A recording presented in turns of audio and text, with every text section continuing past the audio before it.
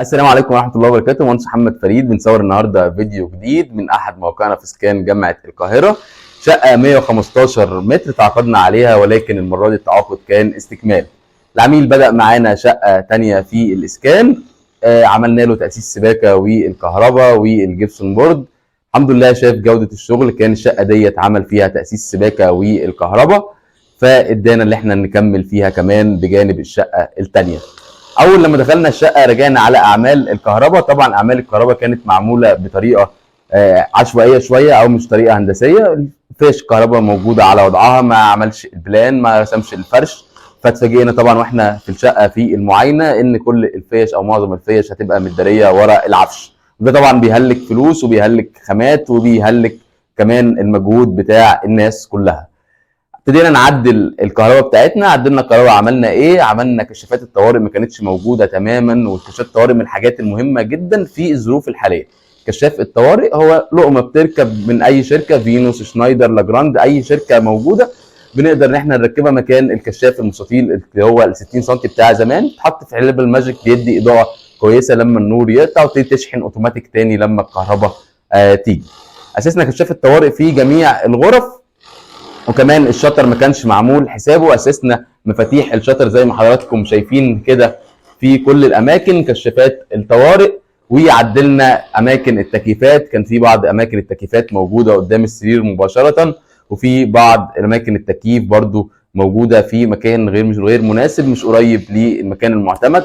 طبعا اي كومباوند بنشتغل فيه بنسال عن اماكن الوحدات الخارجيه المعتمده عشان ما يحصلش اي مشاكل بعد كده في التاسيس. والحمد لله لحقنا قبل تركيب السيراميك وعدلنا الشغل. كمان عدلنا في الكهرباء البواط الخدمات اللي هو كان موجود الشغل القديم، وعدلنا وعملنا لوحه اتصالات فينوس. الشغل بتاعنا لم كل اللايت كارنت بتاعنا ورجعنا على كل الاسلاك. كمان اللي عندنا بنعدل في الصرف. طبعا الاسرف كلها كانت معموله اكواع 90 وده ما بنفضلوش، ففكيناها كلها وبنعمل كوع 45. طبعا الكهرباء هنا كمان عند الفلتر ما كانتش موجوده، هتزودنا الكهرباء واحنا بنراجع، فكينا وبنعدل. كمان زودنا شاسيهات عشان نعمل قاعده اللي هي المعلقه بسيفون خارجي. كمان واحنا بنراجع يمكن هنجيب الميزان دلوقتي ونشوف. طبعا يعني كل الشغل كان مختبر زي ما حضراتكم شايفين علامات الاختبار بتاعه الشركه، ولكن كمان واحنا بنراجع لقينا بعض مواسير الصرف الميل بتاعها مقلوب، يعني بدل ما رايح لبره لا او رايح للبيبه لا بيرجع العكس، وده طبعا هيسبب مشاكل كتير بعد السيراميك. لو خدنا مع بعض كده لفه في الشقه هنلاقي هنا احنا شغالين في الحمام الاوسط او الحمام اللي هو الرئيسي. عندنا هنا حمامين، حمام رئيسي وحمام ماستر، شغالين بنركب الشاسيهات الخارجي. الشاسيهات الخارجي دي بنركبها زي ما حضراتكم شايفين كده عشان نقدر نركب القاعده تبقى معلقه، وده بيدينا سهوله في النظافه بتاعتنا. طبعا الشاسيه بيبقى ارخص من لما نجيب صندوق دفن. صندوق الدفن طبعا بيبقى ممكن اشك ان السيفون بيبقى مدفون، ولكن حل برده كويس وقاعده كويسه بتنزل في ايديال ودروفيت، ودلوقتي شغالين عليها برده في كتير. طبعا ميزان الليزر هنا مهمته ايه؟ مهمته اللي احنا طبعا القاعده دي لازم تركب بشرب. ليه؟ لان لو ركبت الشرب غلط هتلاقي القاعده يا اما عاليه قوي فتبقى العميل قاعد مش مستريح عليها، يا اما واطيه فتيجي تركب ما تخشش اصلا في مكانها. ساعتها هنضطر ان احنا نكسر السيراميك ونعيد تاني. عايزين مع بعض كده يا تامر بعد اذنك لو 5 دقايق كده، عايزين نبص كده على الصرف كده وناخد الميزان. نبص ادي هنا ده يعني هنا في الحمام هنا مثلا صرف الشاور، هنا صرف الشاور متقفل عليه، يعني خلاص الشاور معمول الصرف بتاعه متقفل على المونه، معمول الاربطه بتاعته، ويمكن حتى ما قفلش بعد الاختبار. لو حطينا الميزان هنا نحط الميزان هنلاقي ان الصرف قالب، الصرف مش رايح للبيبه، لا الصرف رادد على الشاور. لكن زي ما حضراتكم شايفين كده الاتجاه العالي موجود، العكس اللي المفروض طبعا يكون موجود. فالماسوره طبعا هنفك الاربطه دلوقتي وهنعدل كل الشغل دوت. مظبوط كده؟ تمام. طيب تعالى كده بالميزان ونروح برضو للمطبخ.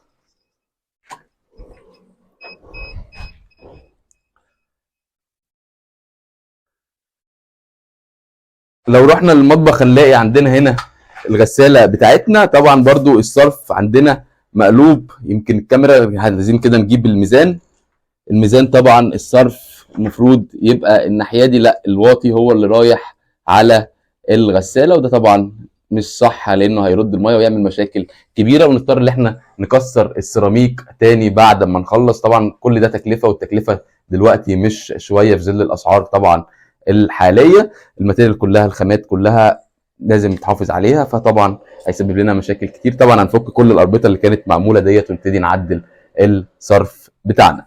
طبعا لو دخلنا كده كمان جوه،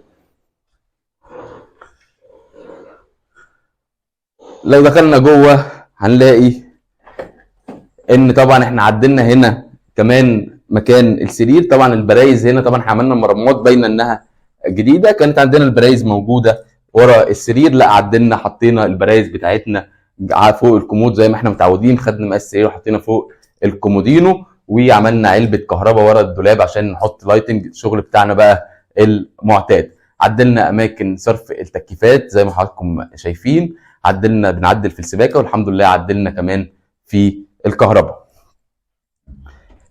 لو رحنا كمان للاوضه الثانيه هنلاقينا برضو عدلنا في اماكن صرف التكييفات، وعدلنا في التكييفات، وعدلنا في البرايز زي ما حضراتكم شايفين. بقى البرايز متوسطنه عند السراير، عملنا مجموعه التلفزيون بتاعتنا ما كانتش معموله، دش ونت وتليفون والبرايز بتاعتنا. الحمد لله احنا بنكمل الاعمال، وان شاء الله نوريكم الشقه بعد ما تخلص باذن الله. اتمنى النهارده الفيديو يكون نال اعجاب حضراتكم واستفدتم منه.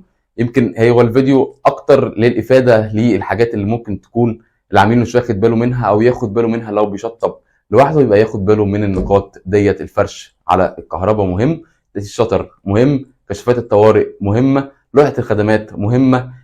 اهم من ده وده السباكه الميل بتاعها يكون مظبوط. مش مهم الاوبشن ده بتختاره حسب كل قدره عميل، سواء صندوق دفن، سواء شاور دفن، سواء الخلاط يبقى مدفون يعني، او الى ذلك. لكن في الاخر لازم يكون الميول صحيحه، لازم يكون الشغل يكون مظبوط عشان ما يسببش مشاكل، لانه كمان بيبقى مدفون تحت السيراميك. ده فيديو النهارده، شكرا جزيلا.